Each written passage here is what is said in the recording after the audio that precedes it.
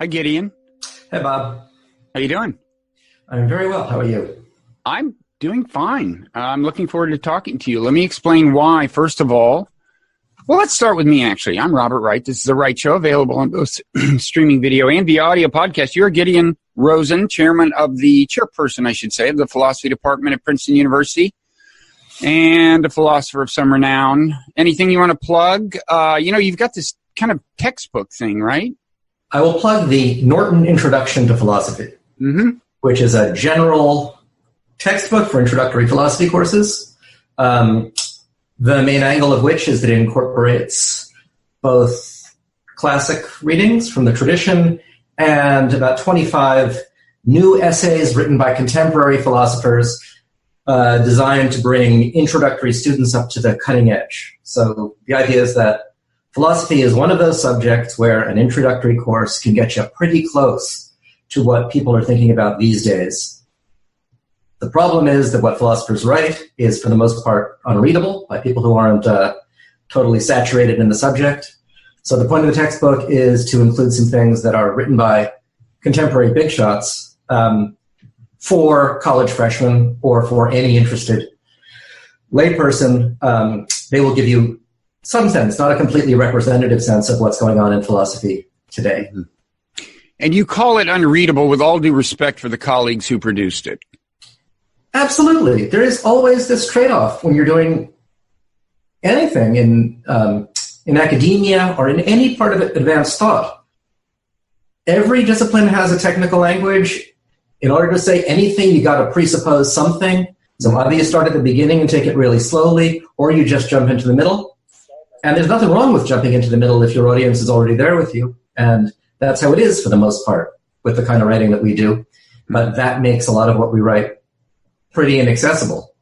And the academic incentives for slightly more accessible writing aren't always there, so this textbook is designed to close that gap. Okay. And we're going to try to present something accessibly today. Right. We're going to talk about free will, determinism, or there is a door number 3, compatibilism, which maintains that the seeming conflict between free will and determinism is only seeming. I've never understood compatibilism. Apparently, it's a big favorite among actual philosophers, including you, right? Most of the time, yeah. My main thought about this is that the question whether free will and determinism are compatible is a hard question. It's not settled by the definition of free will or the definition of determinism. It's an open question and one we struggle with and have to clarify. But the important thing is to understand the setup in such a way that you can see that as a hard question and not an easy one. Okay. Now, speaking of setup, we've thrown around the terms free will and determinism, but maybe just for people who haven't been just bathed in this stuff lately, we should quickly recap. I mean, one way I usually put this is to say that if on the one hand you rely on your introspective intuition, that is to say you reflect on how your own mind seems to work, you tend to believe in free will because it seems like you have a choice. Right now, I could ask you one question or another, and the future's undetermined, and I'm the one who's going to decide. On the other hand, if you rely on your intuitions about how the world out there works, you may become a determinist because we think of the world as being this kind of mechanistic place. Everything that happens has a cause that made it happen, and each given a set of causal conditions, only one thing can emerge from them. That's kind of an intuition that's commonly shared. And if you follow that set of intuitions, then you might think, well, the rest of history is actually inevitable, even if we can't predict it, and the feeling that we can influence it is actually an illusion. Is that a fair rendering of the traditionally conceived tension between free will and determinism? Yeah, I think that's totally fair. So the way I sometimes put it is, when you're just going about your business, making ordinary sorts of decisions, it seems to you as if you have a kind of control over what you do and over what happens. That's a feeling that's just somehow built into the experience of deliberating and choosing. So pick a trivial choice. raise your hand or not in the next 2 seconds. There, you didn't. As you were... That's just because I'm slow. Yeah, you're a little slow. Yeah. As you were thinking about it, and this is true for little choices you make, what to have for lunch, or for bigger choices you make, whether to take a job or something like that. As you're thinking about the choice, it seems to you that you have options. It seems to you that you could do one thing or another. And it seems to you that nothing has so far settled what you're going to do, and nothing will settle it until you make up your mind. So that's how things feel. And that thought is in tension with an idea that may not be intuitive, but which you certainly get from certain versions of science, where it was at one point thought to be a momentous and deep discovery that nature is governed by the kinds of laws that absolutely fix what's going to happen given the initial setup. So fix the complete state of the universe at some now, where all the particles are, how they're moving, what the forces acting on them are. And at one point, it seemed, science was telling us, once you've fixed all that, then the iron laws of nature allow only one possible future. And if that's true, since you're part of nature, it's just not so that your choices and your actions weren't settled in advance. They were settled by the state of the universe in the distant past, together with the laws of nature. So there's this tension between the kinds of openness that the future seems to have when you're deliberating and the way the universe seems to be, at least according to some versions of that kind of physics. Okay. And one of the stakes of this whole question of whether there is free will or we live in a determined universe, or door number 3, both are kind of true, is the issue of moral responsibility. It is commonly intuited that it's only legitimate to blame people for things and punish them, and is only just, I guess, to punish them for things if they did those things of their own free will, if they did the things that are deemed bad of their own free will. That's at least a common way of looking at it. And I gather that champions of compatibilism believe, at least in many cases, that compatibilism offers you a way to say you are a determinist and yet preserve a fairly traditional notion of moral responsibility. Is that fair? Right. So there are compatibilism means two things. Sometimes it's understood to be the thesis that free will and determinism are compatible. Mm-hmm. And sometimes it's understood to be the thesis that moral responsibility and determinism are compatible. Mm. Those aren't exactly the same thing. No. To say that people are morally responsible is to say that it's fair or just to blame them and to punish them and to hold them responsible in other ways. So when you say that somebody's morally responsible, you're making an ethical claim. Here's this guy, he did this thing. It is fair, just, morally defensible to hit him with certain kinds of sanctions for what he did. That's the moral responsibility claim. And one can then ask the question, if his actions and choices were determined in advance by things over which he had no control, is it fair to hold him responsible in that way? We just asked that question without using the phrase free will at all. And since that phrase is a source of a lot of confusion, it's often clearer to say, that's what we're interested in. Mm-hmm. We want to know whether it can be fair to hold people responsible if their choices are determined in advance. Let's ask that. We don't have to talk about free will if that's what we're interested in. No, although it is a very common intuition that if they could not have done otherwise, then it's not fair to blame them for things, and most people would equate that with saying there is no free will. So they are tightly interwoven. But I'll take you as being correct that there are some virtues to skipping the term free will. We should say, by the way, I think you have your own a kind of distinctive take on compatibilism that we may have time to get to. Is that fair? You've got your own, but I mean, we should complete the kind of tutorial on Compatibilism 101 first, but you do have your own spin on this, right? Right. So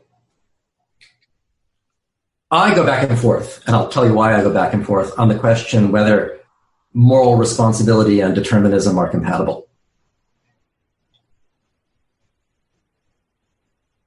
I have other reasons, independent of the determinism question, for thinking that even if moral responsibility and determinism are compatible, we shouldn't be blaming people as confidently as we normally do. We should be cautious and even skeptical about whether the people we're inclined to blame are in fact responsible for what they do. Because in real cases, there may be other things about the case. Not that the action was determined in advance, but other features of the case that would render blame unwarranted. So there are lots of excuses, features of human action that get us off the hook for the wrong things that we do. One might be, I couldn't help it, I was determined in advance, I was a puppet of the universe. That might be something that gets us off the hook. But there are other things that can also get you off the hook. For example, I didn't really know what I was doing. I didn't understand the situation. I didn't mean anything by it. I didn't act with the kind of ill will that's normally necessary if we're to blame. These other considerations that may be able to get us off the hook can kick in even if our actions are in every other respect free, undetermined. Okay. So my distinctive take, which we may get to, is that we should be hyper cautious, skeptical about whether people are in fact morally responsible for their conduct, regardless of whether they are free or determined. Okay. That's a mouthful. I'll try to make that clearer. Okay, so we will get to that. We should say that compatibilism isn't the only way of reconciling a belief in determinism with the belief that people should be punished. You can take the view that it's never just that people be punished. It's never a good thing in and of itself, but it's a necessity if you're going to keep society running in a way that, well, finish the sentence however you want, that maximizes utility or whatever. You can believe, as I do, in fact. Well, actually, I'm agnostic on free will, but when I'm feeling deterministically about the universe, my view is, well, even so, even if it's a completely determined universe, we do, as a practical matter, have to punish people because otherwise there would be more murders and robberies and so on.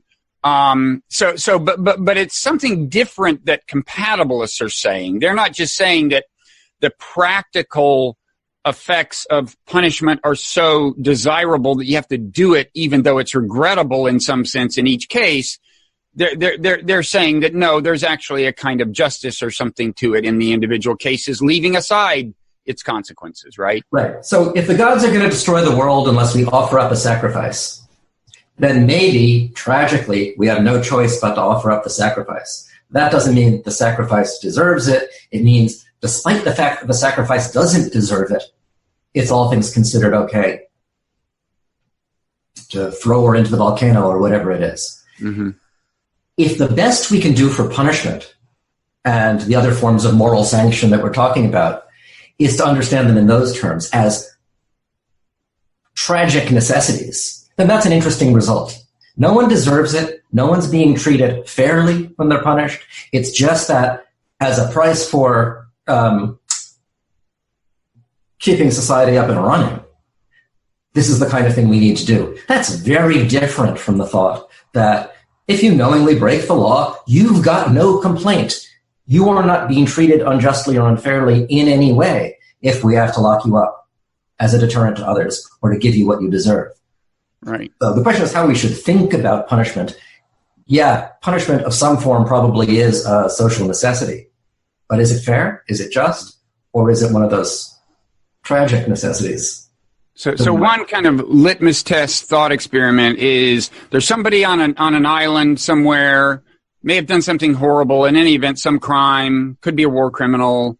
Nobody knows they're there. They're never going to return to civilization. And no one is ever going to find out whether you have the option of punishing them, but no one's ever going to find out whether they were punished. So there's not going to be a deterrent effect. No one's going to know. It's just between you and the person. So if you believe that retribution is a moral good, then you would punish them, even though it will have no good effect on society. But if you're a determinist who believes punishment is always a regrettable necessity, you would not bother to punish them at all. That isolates the thing, right? Almost. there are two views about punishment, and it's important to distinguish them in this context. One is the view you just described, hardcore retributivism. That's the view that says punishment of the guilty is good in itself, even if it's not good for anyone. Mm-hmm. The other view says when you have freely and responsibly committed a crime or done something wrong, you have thereby licensed us to punish you. It is not an injustice to punish you, but we should only do it if it does some good. Okay. So on that view, which is much closer to a view that I like, if you've got your person who's on an island somewhere and punishing them would do no good whatsoever, mm-hmm. if they're responsible for what they did, it would not be an injustice to punish them, but there's no point in doing it unless it's part of some larger practice that would do some good. Okay, so it's kind of the difference between saying retribution is a moral good and saying it's not a moral bad. Exactly. Yeah. But in American jurisprudence, I gather it's the harsher view that is enshrined, right? I mean, retribution is considered a moral good. I mean, every once in a while, a judge will say, "You just, it's just good that I give you this particularly harsh punishment," and they would be justified in doing that under standard reckoning. Yeah, American law doesn't have an official view about this sort of thing. When judges sound off on the reasons for imposing punishment, one of the things they're allowed to say is that retributive justice is the justification for doing things this way. Mm-hmm. But whenever they say that, there is always also something else they could say. Mm-hmm. So there are occasionally cases where someone, they committed the crime and they've got no defense, but they've suffered a lot along the way and they were otherwise good in the community and so on. The victims don't want them punished. No one in particular wants them punished, but there they are. They didn't put up a defense. They were convicted. What's the judge going to do? The judge can say, I am punishing you not for the sake of giving you what you intrinsically deserve and not necessarily for the sake of deterring others. I'm punishing you because fairness under the law requires that similar cases be treated similarly. So that's a reason for punishing even in these cases that doesn't presuppose that there's any intrinsic good to the suffering of the guilty. But you're right. Judges are allowed to say, we're doing this because people who stepped across the line deserve to be slapped back. Okay. So now let's proceed to the part of the conversation where I explain why compatibilism makes no sense to me and you try to enlighten me. First, one more footnote. I mean, somebody may have been thinking about quantum physics here. Every time we talk about determinism, they may be thinking, some of our viewers or listeners may be thinking, don't you understand? Quantum physics shows us it's not a completely determined universe. True. I mean, I guess it's actually there's some dispute over that. But in any event, the standard reckoning is what's going on instead of determinism is what you could call true randomness. So, a particle will come up heads or tails. It's truly randomly determined. I think most people who think about these things would say, well, okay, but that doesn't add up to free will and just doesn't bear in any intelligible way on the question of moral responsibility. So we're just putting that aside. We're granting that they're right about that, but we don't consider it relevant, right? Good. If we're doing this really systematically, we would have one discussion about whether we can be responsible under determinism and another discussion about whether we can be responsible under indeterminism. That sort of real quantum indeterminism raises separate questions, but for the reasons you were getting at, probably doesn't help. So there's what looks like a knockdown argument form which says, if determinism is true, we're not responsible because we can't help doing what we do. If indeterminism is true, then we're not responsible because our choices are like coin flips over which we have no control. Those are the only two possibilities. So either way, we're not responsible. That's the argument that okay. Really helps. So let's tackle the version of compatibilism that does mention free will. In other words, the claim that determinism or free will are compatible. Okay. Now, I just don't get it. I mean, I don't understand because I take the assertion of free will to mean that the future is not determined, and that to be just embedded in the concept and to be the reason that we think we can hold you morally responsible for what you do, because right before you did it, it could have gone either way, depending on how you exercise your free will. And if in fact it could have gone either way, the future wasn't inevitable, then I would say we don't live in a deterministic universe. I'm sure you've run into this objection. This is a common intuition, right? Yeah, this is more than just an intuition. If you define free will by saying a person has free will on an occasion just in case their choices aren't determined, then free will and determinism are incompatible by definition. You're right. You're right to find that mysterious because there's no way that could be true. Suppose we define free will instead, as you did earlier, as the thought that when you acted, you could have done otherwise. Oh, I thought I just did. I don't see the difference between these two. Good. I've been a useful little tool in your expository train here. Absolutely. Thank you. I'm very good at that. Talk about when we say that your action wasn't determined in advance, we're speaking in a fairly, highfalutin metaphysical key. When we say, I could have been a contender. Yeah. We're speaking ordinary English. Right. People who take compatibilism of this kind seriously think the following two things could both be true. Your choices were determined in advance, but you could have made a different choice. And that's Those people are confused. I am not. I'm sorry. You're going to have to elaborate on what they're thinking when they say that. All right, so let's think about the things that you can and cannot do. So could is just the past tense of can, so we can do it in the present tense. Here are some things that you can do now. You can raise your right hand, you can stand up, you can walk out of the room, you can't flap your arms and fly to the moon, you can't lift a truck. If you were paralyzed, then we should say you can't walk, but you're not paralyzed, so you can walk. These are true, ordinary claims about what you sitting there now can do. So here's something I just said. You can walk. Or you could have walked out of the room 10 minutes ago. What am I saying when I say that? I'm saying something like, you have all the equipment required for doing that kind of thing. A functioning nervous system, a brain hooked up to your body in the right sorts of ways. Right. The door's not locked. You're not in chains. All of these features of your circumstances are compatible with your standing up and walking out of the room. So when I say you could have walked out of the room, in the sense in which someone who is, say, paralyzed doesn't have that power, that's the kind of thing I'm saying about you. But that could be true of you, even if physical determinism is true. Because physical determinism doesn't mean you're paralyzed right now. It doesn't mean you're in chains right now. Those kinds of impediments to walking out of the room just aren't there. So you could have walked out of the room, even if physical determinism is true. Right, but I would attribute the sense of self-satisfaction that I sense in you at this moment. having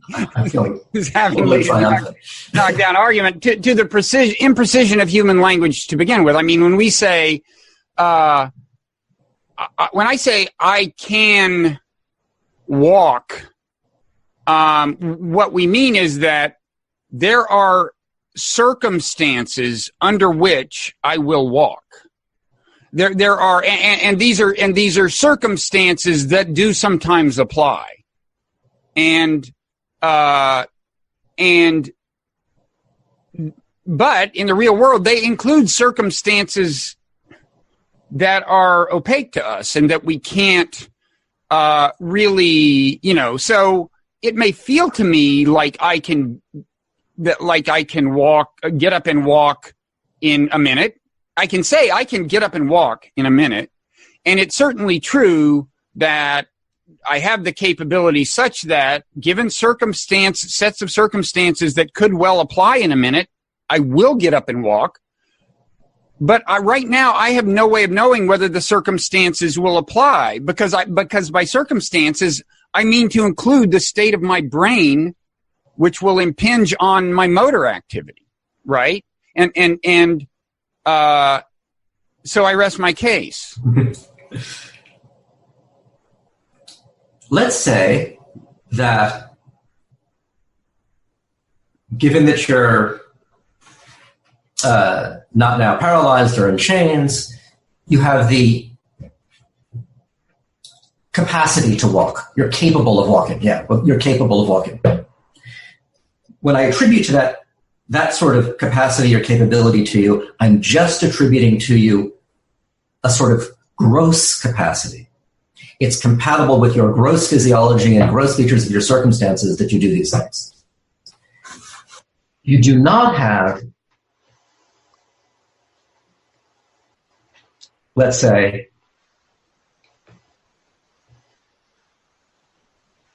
the fine-grained capacity to walk, given that you are now in a certain highly determinate brain state that doesn't involve the choice to get up and walk. So you have the gross capacity to walk, but not the fine-grained capacity to walk right now. Okay. Right? When we attribute abilities and capacities to people in everyday life, we're probably usually attributing gross capacities to them. Well, because we're speaking casually and loosely, that's my point. I mean, the anti-free will deterministic argument has always depended, hasn't it, on reference to, in some sense or another, fine-grained causal forces in the sense that they are things we don't understand well enough to entirely predict on the basis of, kind of?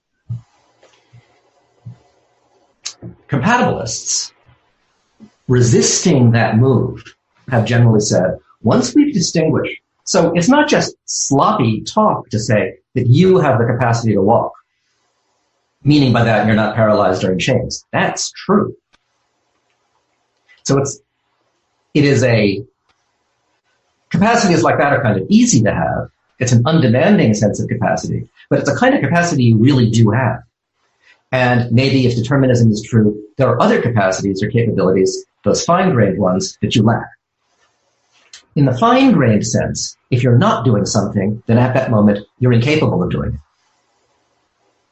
In the coarse-grained sense, that's not so. But ordinary capacities really are coarse-grained in that sense. You can speak English. You can't speak Swahili. Mm-hmm. And when I said you can speak English, that was true of you even when you weren't talking. That's a coarse-grained ability or capacity. Now the question is a substantive one. What kind of capacity is necessary for moral responsibility? The coarse-grained kind, which you definitely have, or the fine-grained kind, which maybe you don't have? And compatibilists say, if you drill down, the capacities that really matter for moral responsibility, punishment, and the other things are the coarse-grained ones and not the fine-grained ones. But is that even true? I mean, if someone steals something from a store, they've obviously gone into stores and not stolen things, so they have the coarse-grained capacity to not steal. Yeah, unlike, say, some compulsive kleptomaniac or something. Yeah, some expert witness comes up and says, well, at a fine grain, somebody had given her some drug that made her a kleptomaniac, or just at a fine grain, she has this disease called kleptomania. They might or might not get away with that, depending on the jury. But you take my point that, in fact, I would say two things. In fact, the way regular people think about blame and punishment is that to say that they are blameworthy means that the behavior could have been different. I would say that, and let's put that aside from now because it's so different from what we're talking about now. But even in the sense of kind of professional adjudication and the allocation of responsibility, it often does come down to pointing to fine-grained causal forces that account for the bad behavior. People are let off the hook on the basis of that kind of testimony. So, in fact, we don't think that the question of moral blame is confined to the coarse level of causal analysis, right? Compatibilists will say, if you look at the considerations which in high-stakes contexts like the law or ordinary contexts like everyday life that we regard as getting people off the hook, they block fairly coarse-grained abilities. So what gets you off the hook under the law? You kill someone, let's suppose. If you were out of your mind, if you had the kind of mental illness at the time that substantially disabled your capacity to control your body or to reason correctly, then you're off the hook. So in that case, you lacked the coarse-grained capacity to appreciate what you were doing or the reasons for not doing it and so on. That gets you off the hook.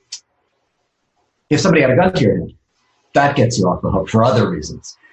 That is, sure. Yeah, sometimes it's a coarse grain excuse. It's coercion. It's coercive if it's coercive in an obvious sense, that gets you off the hook. Right. But the fine grain stuff, as a matter of ordinary practice, never does. In order to get someone off the hook, you need to be able to show that the right thing to say about them was, in the circumstances, they lacked the capacity to do what they should have done. And when we are talking about those capacities, we tend to be talking about the kinds of coarse-grained ordinary capacities that we were talking about before. The kleptomaniac has a defense to theft. If you tried in a real court to run the determinism defense, you wouldn't be allowed to give it a shot. You wouldn't be allowed to get up before the judge and say, there's nothing funny about this guy, there's nothing abnormal about this guy, he had all of the normal capacities for self-control that people have, but he stole, he lives in a deterministic universe, so he was determined to steal.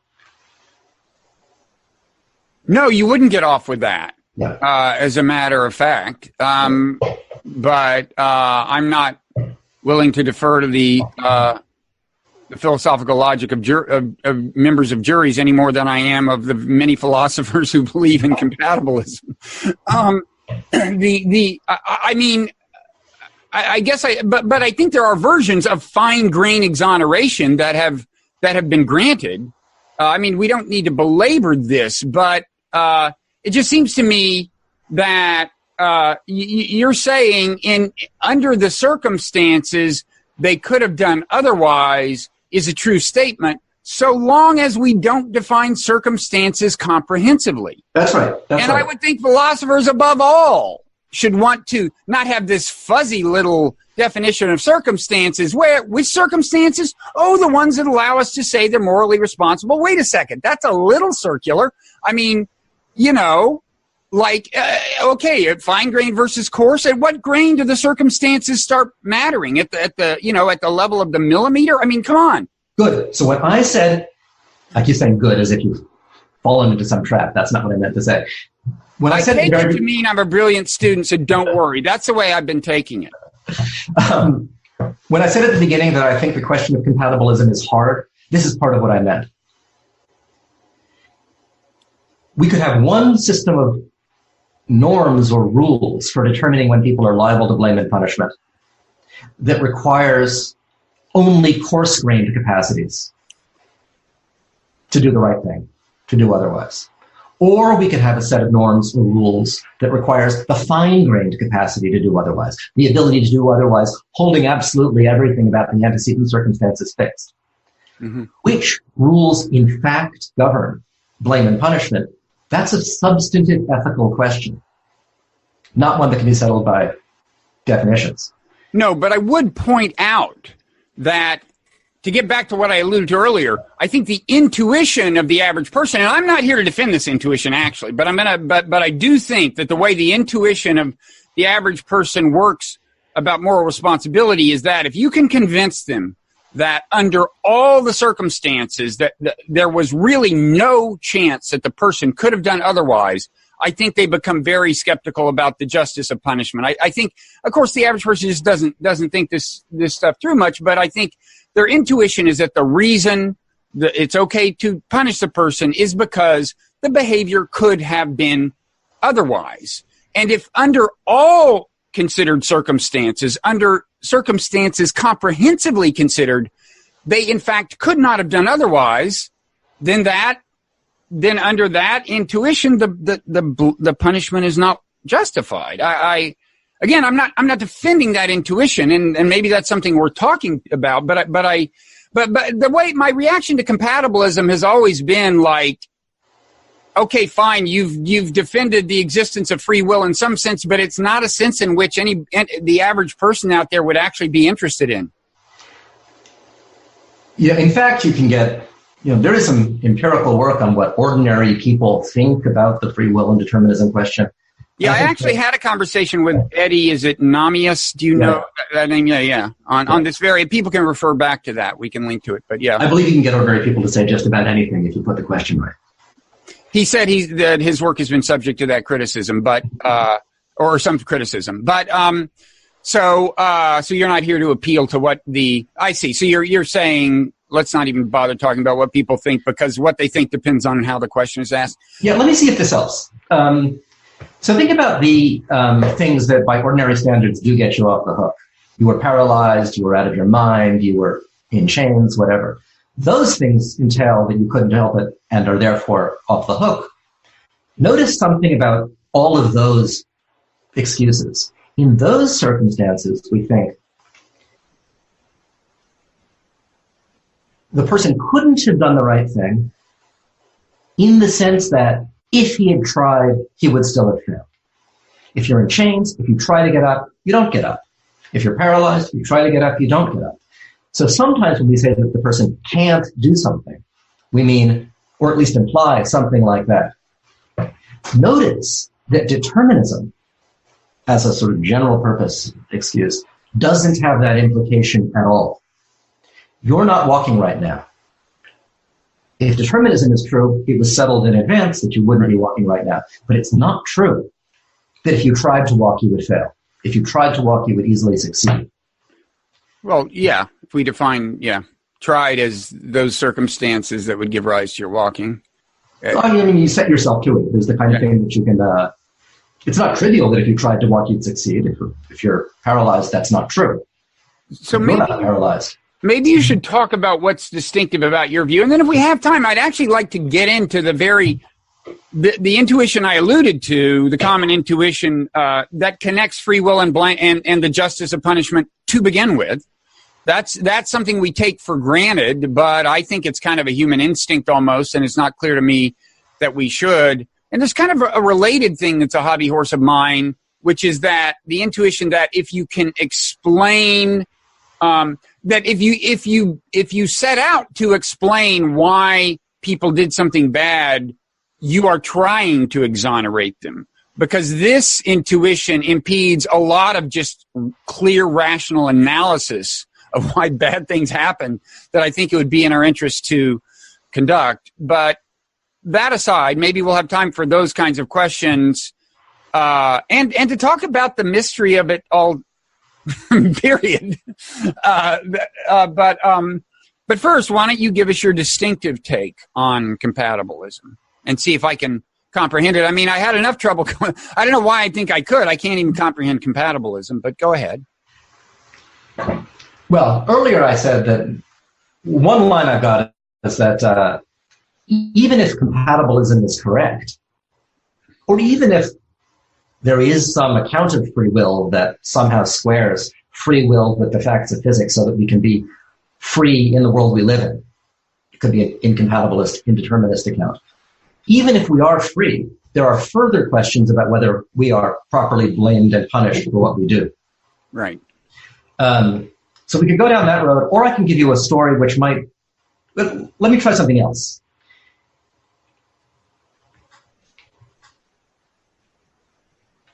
This is something that I've just been thinking about lately, so I'm not sure how convincing I can make it, but in the interest of putting cutting-edge philosophy on display.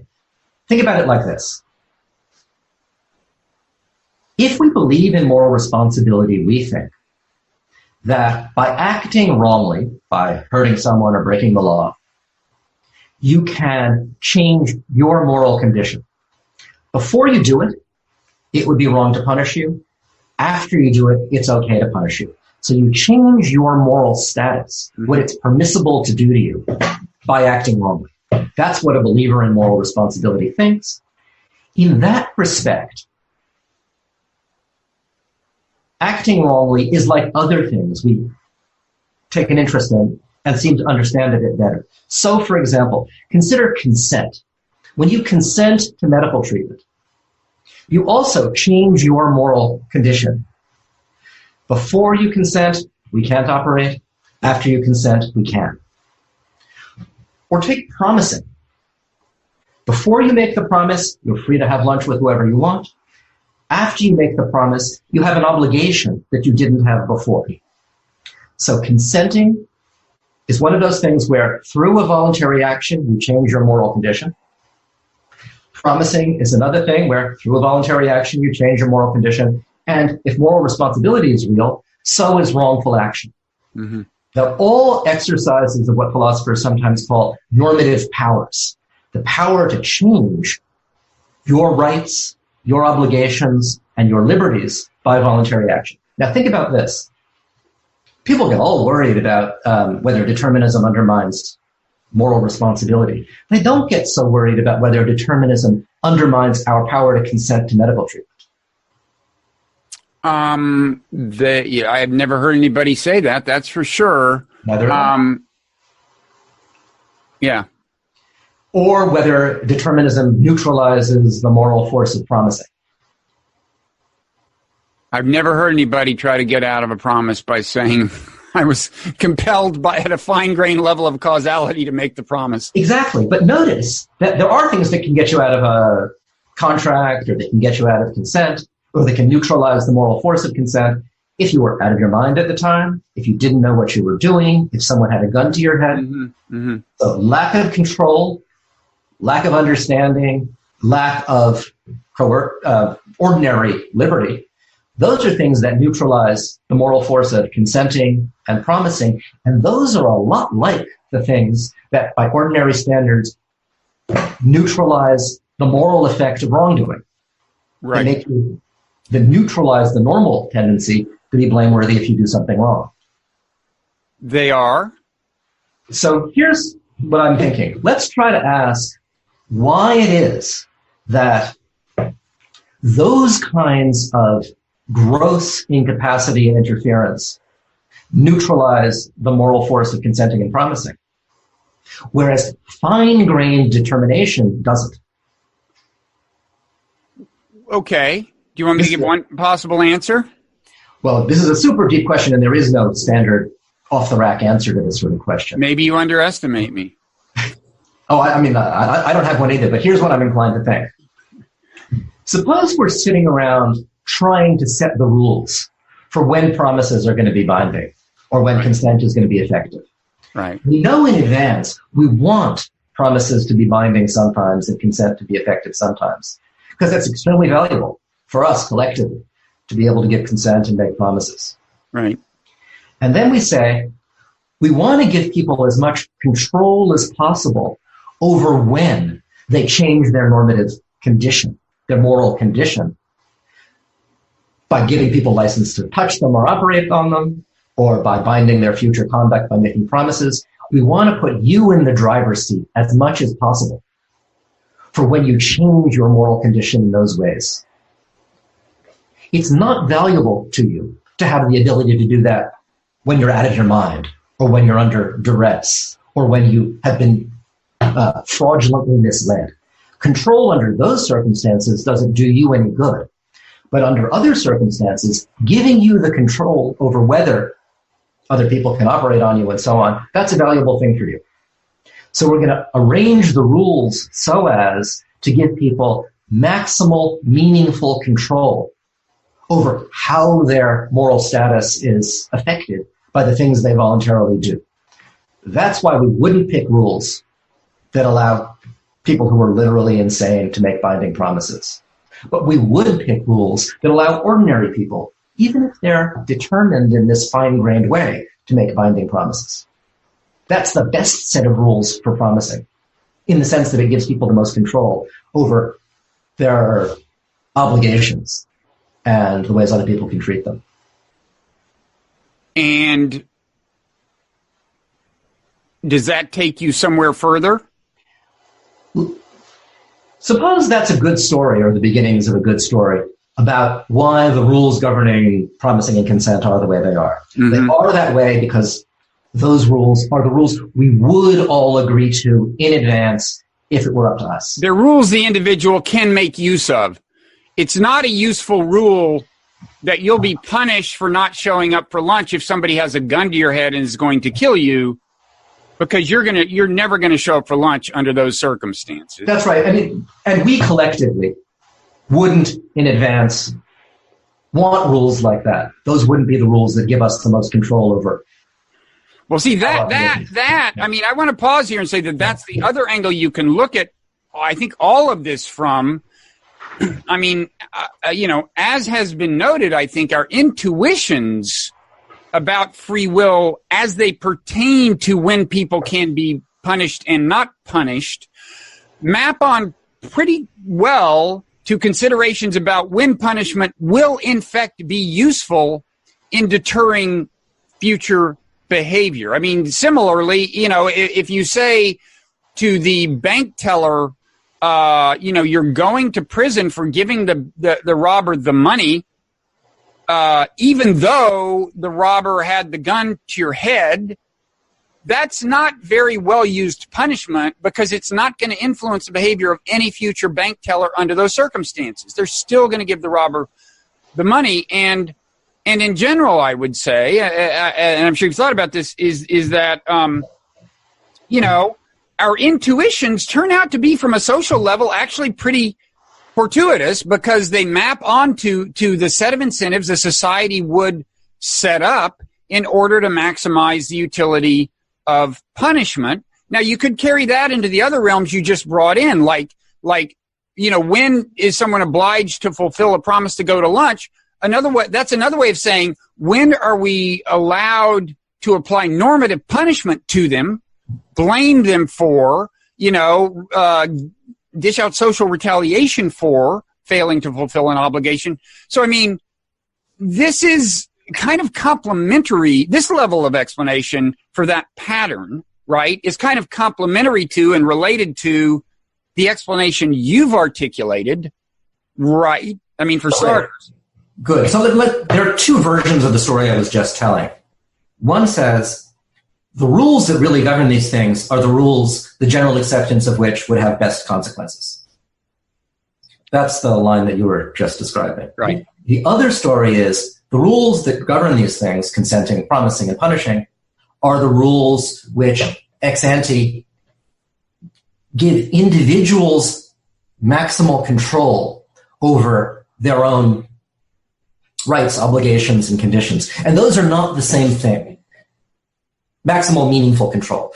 Those are not the same thing. So consider, here's an empirical possibility.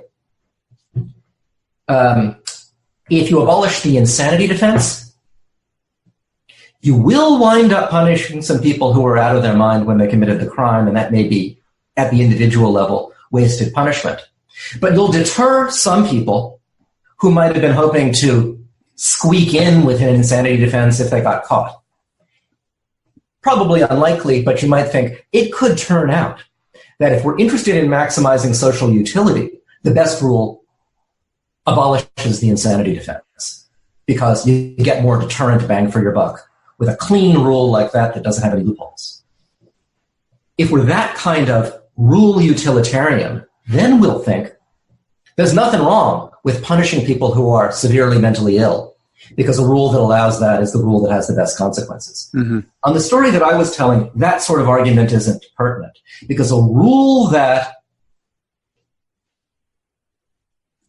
allows punishment of the seriously incapacitated is one that takes whether you trigger criminal punishment to a substantial degree out of your hands. Because if you're crazy and you're driven to commit a crime, then you'll be triggering punishment in ways that weren't relevantly under your control. So a rule that recognizes an insanity defense will have a secure justification if you think of things in the way I was suggesting, a less secure justification if you think of things in consequentialist terms. Yeah, I mean, I would say I think the consequentialist story, the idea that these intuitions about blame pretty consistently serve the kind of social utilitarian goal of just dishing out punishment in an efficient way. I think that story does depend on, for it to be a really very successful story, depends on assuming we actually always know why people did things. Ironically, since part of this is presupposing that we never do. But I think because if you admit the kinds of cases you said where, well, the person can fool us about whether they were insane, they can fool us about it, to that extent the story falls apart. I still think it's possible that, I mean, various things are possible. One, and I guess I'll stop there. But so anyway, you're arguing that these two stories, your story about maximizing a certain kind of, autonomy or something at the individual level, is different from maximizing a kind of efficiency at the social level. Anyway, you're standing by that story, and certainly to the extent that we admit things like the insanity defense and get fooled by them, you see the distinction. Right. And so now the idea would be, if this is where the real moral norms governing punishment and the rest are grounded, if they are the norms that, if generally accepted, would promote the goals of the practice while securing maximal autonomy to individuals, then we have a compatibilist story. Because, but don't we still have a consequentialist story? I mean, yeah. In other words, aren't you still justifying this conception of blame on grounds of its practical consequences?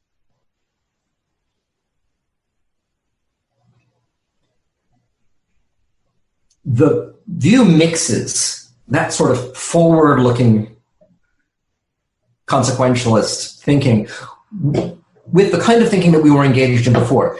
The question was supposed to be, is it fair to blame or punish people if they were determined to do what they did? Are you violating someone's rights or treating them in ways that they have reason to complain about if you punish them given that they were determined? The proposal here is questions about how it's fair to treat people or whether you're violating someone's rights are to be answered by asking, stepping back now, which allocation of rights would best promote autonomy and the other goods that are achieved by punishment and the other practices that we're talking about. So if the story is correct, you are not violating anyone's rights or treating someone unfairly when you punish him if that punishment is warranted by the system of punishment that does the best job of assigning autonomy and control to individuals and furthering the other goals of punishment. Okay. So I find this, go ahead. You've got to tell some story about what fairness is and where the rights that are in question come from if you want to know whether you're violating someone's rights when you punish them. This sort of story may have legs. And if it does, it would be a kind of a real defense of compatibilism against some of the intuitions that are completely real that you have on the other side. Okay, but this is the latest version of your distinctive. This is like a new version of your distinctive take on compatibilism, which leads you to the same conclusion, I gather, which is that punishment is something we should always be skeptical of thinking was just, even though it may be, or something. Or if the story I was just telling can be made to work, and this is really pretty raw and speculative at this point, if that story can be made to work, then the objection will not be that punishment is unfair because we're determined. That'll be a non sequitur. That won't be true. One can still be skeptical about the justification for blame and punishment for some of the other reasons that I alluded to. I don't know how much you want to get into. This won't take very long. Okay.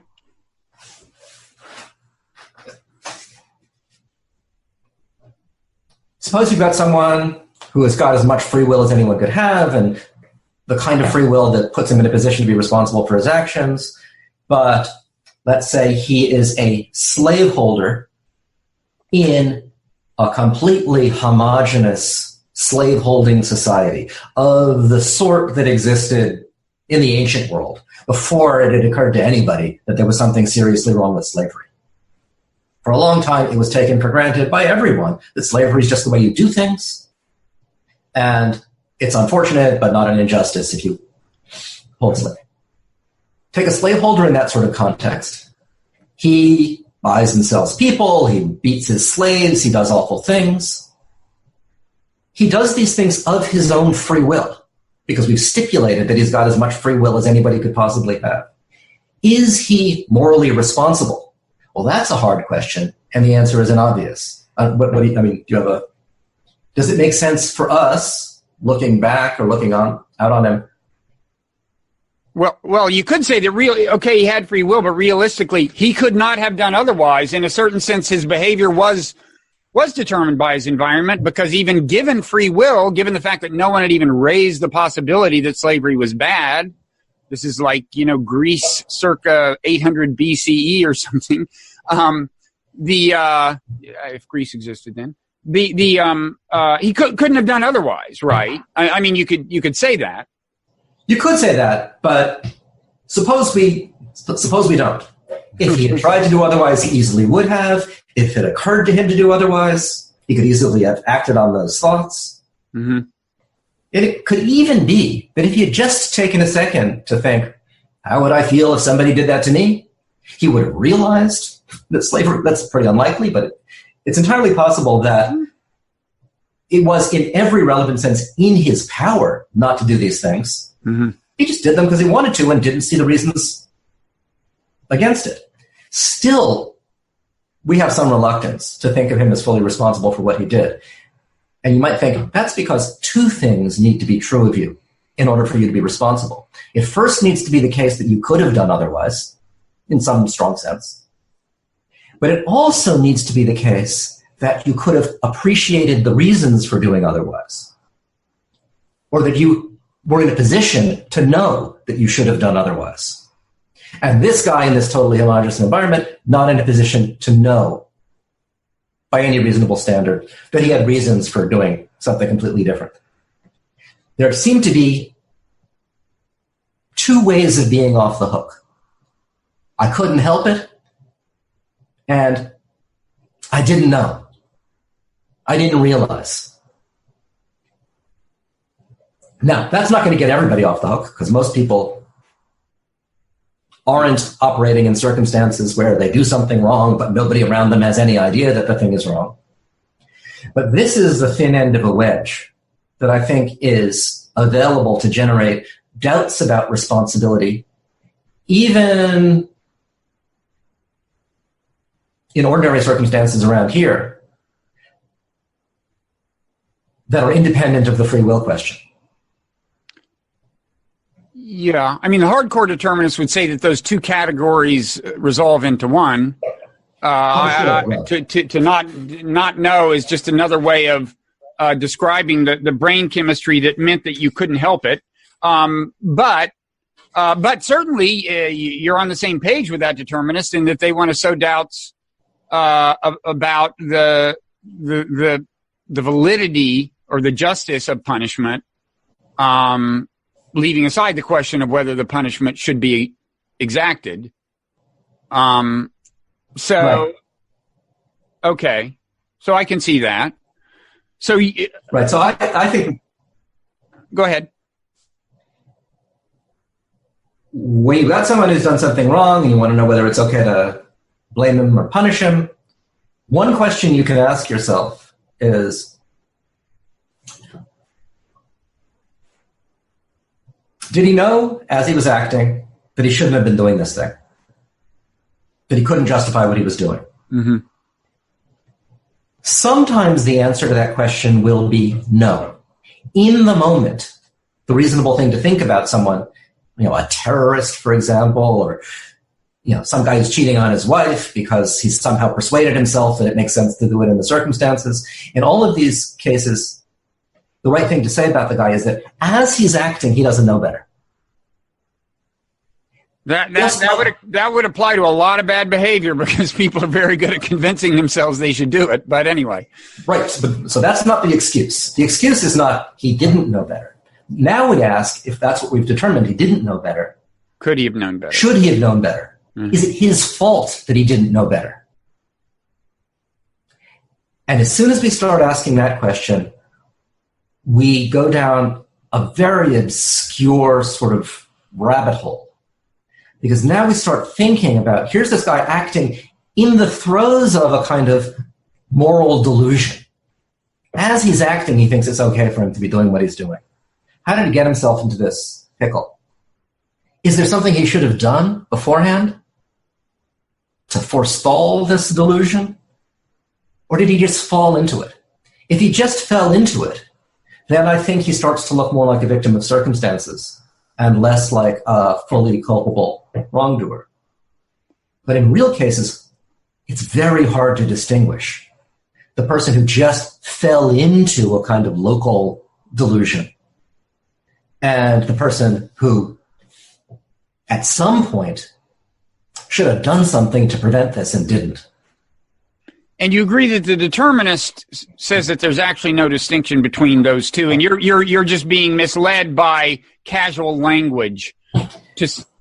Yeah, absolutely right. So what I'm trying to do is generate another route to doubts about responsibility that even someone who buys free will compatibilism might feel the force of. So you don't feel the force of free will compatibilism, so you don't need this argument. You're right about that. But someone who I see, who thinks the world has been made safe for free will might still think, but for all I know, all of these people I'm inclined to blame are acting from local, transitory, blameless moral delusions. Right. And then we shouldn't blame them either, unless the delusion is their fault, and who knows about that. Right. Okay. So, but then your earlier thing was something you're just thinking through now, almost in real time. You haven't written it up yet. Is that right? That is correct. So people are seeing cutting edge philosophy in real time on this show. Where else? Does Joe Rogan do this? No, no. So that's great. Maybe, I don't know, in the brief time that I guess we have left, what else should we say? I mean, isn't it your intuition that the difficulty we have settling this whole free will determinism thing, and as I said, having two sets of intuitions about it, really. You reflect on your own behavior, and it seems like you have free will. You reflect on the world out there, and it seems like you don't. Excuse me. Don't you think that the problem we have with this has something to do with the mystery of consciousness and the mind-body problem? I mean, like, may it be that if we could solve one, we'd have solved the other?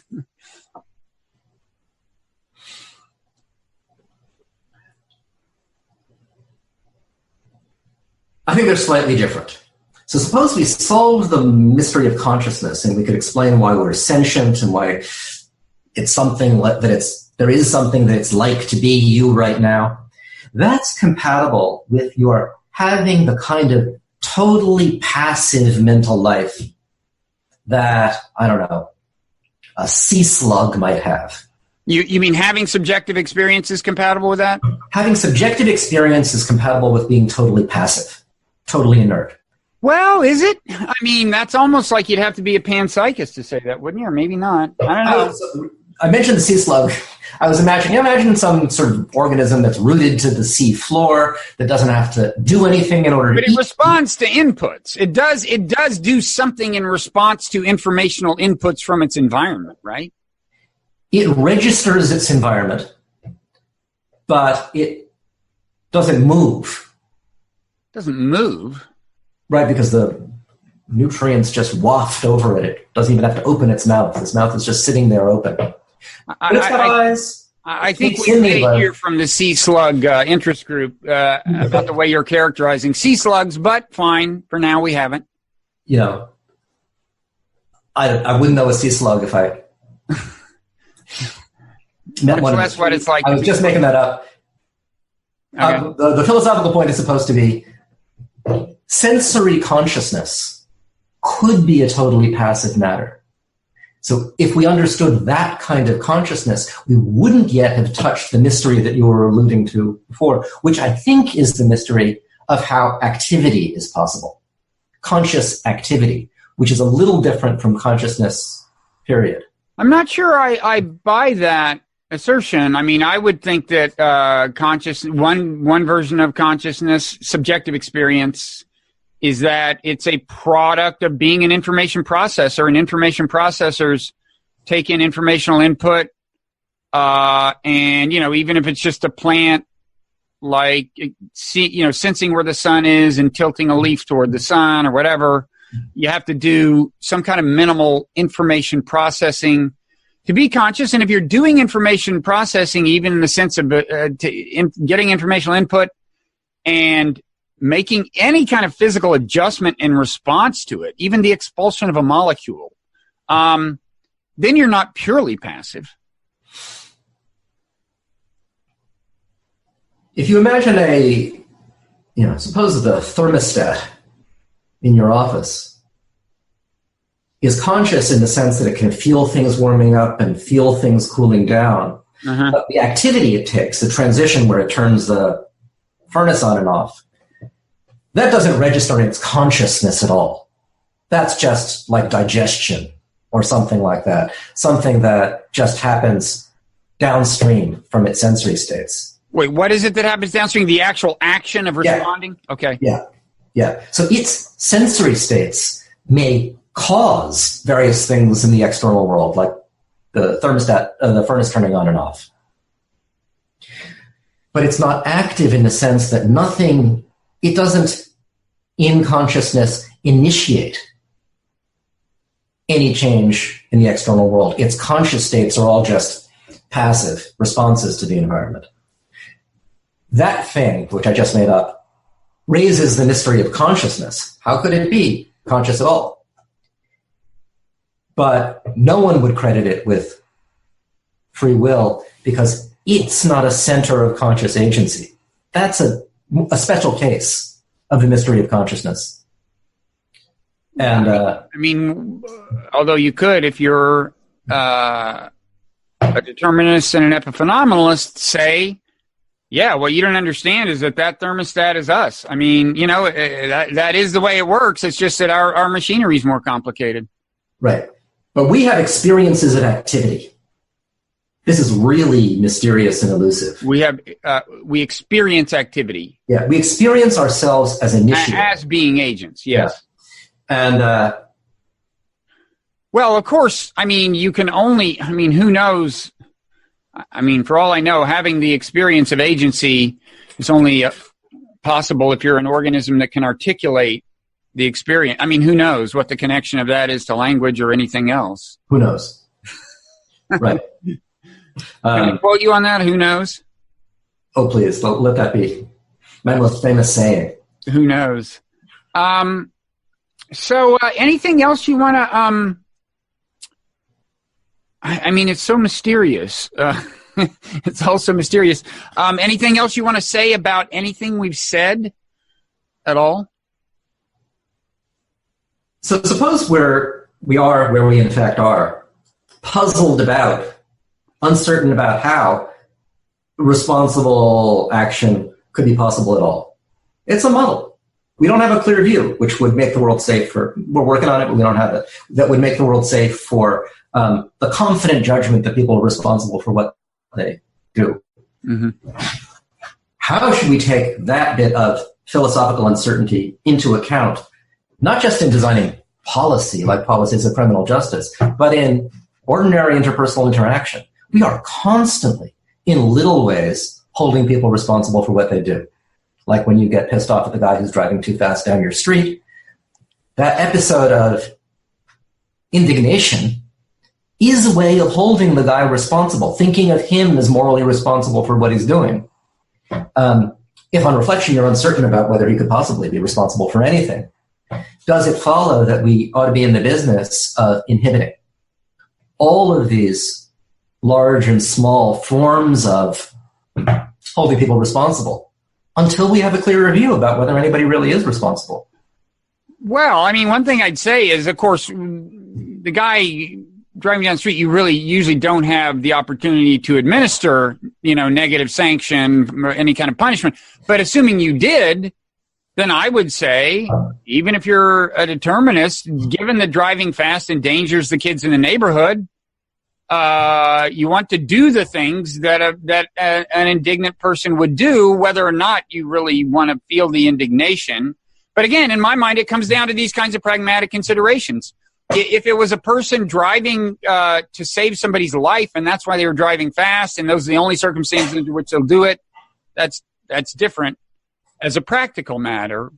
Although you might, just as a demonstration project to deter others, you might want to jump up and down and say, "Don't you agree that person's a jerk?" I think a lot of the yeah, it may be true that a lot of the outward stuff that we normally think of as justified by the idea that people are free and responsible would be justified anyway, on the grounds that it's indispensable for producing good consequences. Mm-hmm. But the inner stuff, the way you feel when you hold someone responsible, that really is sensitive to whether on reflection you think the person is responsible. Totally. So how do you manage your inner life given this uncertainty about responsibility? I think that's a substantive. Oh yeah, and the kind of Buddhist view is that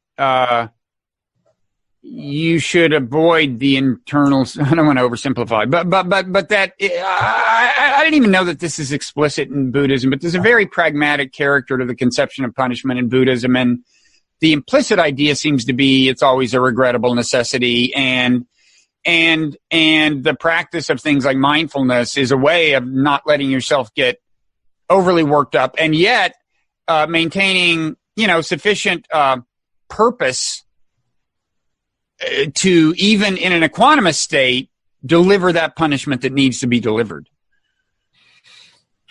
And I think we, who aren't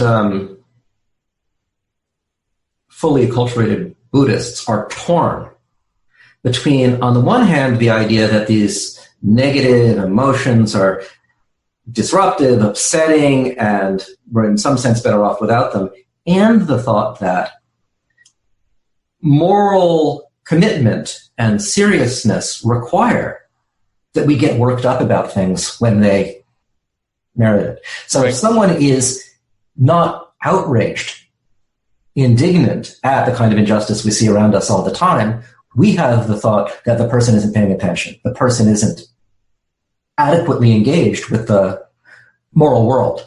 Yeah. And the trouble with these skeptical reflections on free will is that they tend to erode that kind of ordinary moral conviction.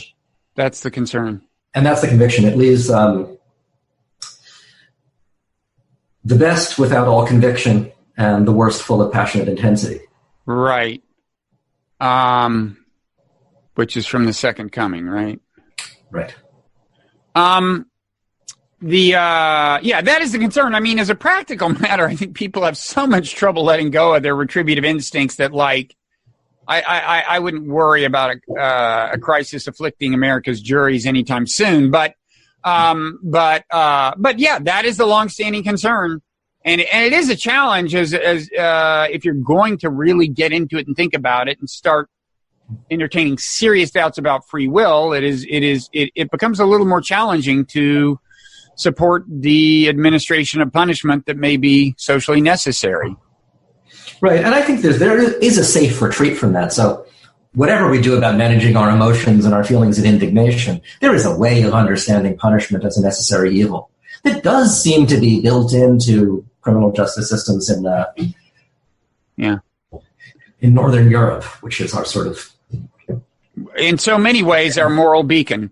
Our moral beacon, and you can run a system of criminal punishment like that.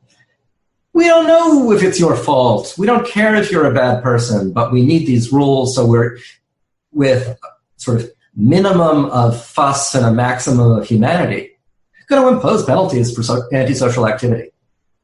You can run the world like that, and as far as we can tell in a decent society, punishment of that sort, which doesn't presuppose serious moral blameworthiness, is adequate.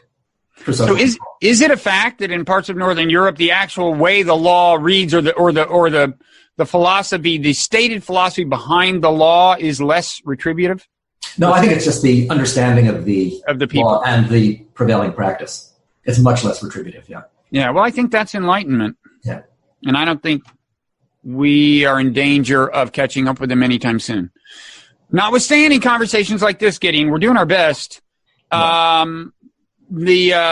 So thank you. So much we left to talk about. You're going to have to come back yet again. I didn't say at the beginning of the conversation that you and I have one conversation online in which we got into a bunch of, I don't know, mind body and quantum physics, I think, and all kinds of stuff. That's there. And yet there is still more to talk about even after this. True. So we'll have to do this again. Do you want to do any final plugging of anything at all online? Because, we can link to things that you've written that are relevant to this, and you can just give me those links later if you want. But is there anything? We've mentioned your textbook. What's the name of it again? The Norton Introduction to Philosophy. Uh-huh. And let me just mention that again, because part of my hope with that book was that it wouldn't just be used in college courses. The people curious about philosophy and about contemporary analytic philosophy in particular would pick it up to get an intro to the subject and a feel for what's going on. And I hope it's useful for that purpose. So, how many co-authors are there? There are 5 on the second edition, 4 plus me on the second edition. So it's Alex Byrne from MIT, Shauna Schifrin from UCLA, my colleague Elizabeth Harmon at Princeton, and Joshua Collin from Apple University. Uh-huh. So the 4 of us cover the waterfront. The 5 of us cover the waterfront. Yeah. Metaphysics, epistemology, philosophy of mind, ethics, and political philosophy, all in one book. Okay, well, if you see Elizabeth Harmon, tell her that she told me once that she would come on this show. Recently she told me that. I'll mention it. Would you? Absolutely. So anything else you want to talk about? I think that's it. Okay, well, thank you so much. And are you vowing to do this again at some unspecified future date? I hereby vow. And what's that? Vows can be morally binding. I guess. Well, also, there is a kind of coercive atmosphere here when I do this. So you could say yes and then later say no if you want, because I'm kind of putting you on the spot. True. So you'll say yes for now. Right. Meaning okay. Whatever that means. Yeah. Whatever that means. Okay. Thanks a lot, Gideon. All right. Thank you.